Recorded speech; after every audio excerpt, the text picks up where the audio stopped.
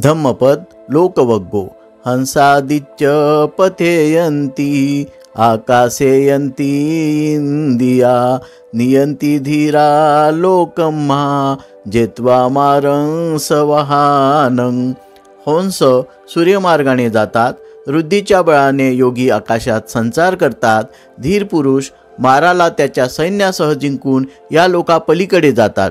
अर्थकथा, काही भिक्षू बुद्धाच्या दर्शनासाठी आले आणि धम्माचे श्रवण करून त्यांनी अरहंतपद प्राप्त करून घेतले। त्यांना अतींद्रिय ज्ञानही प्राप्त झाले। नंतर ते हवेतून उडत तिथून जाते झाले। वंदनीय आनंदाने त्यांना आलेले पाहिले होते। नंतर त्याची अनुपस्थिती लक्षात आल्यावर त्याने ते कोठे गेले याची पृच्छा बुद्धाजवळ केली। त्याच क्षणाला काही हंस पक्षी हवेतून उडून गेले। त्यावर बुद्धाने स्पष्टीकरण केले की अतींद्रिय ज्ञान प्राप्त झालेले अरहंत हंसाप्रमाणे हवेतून उडून जातात।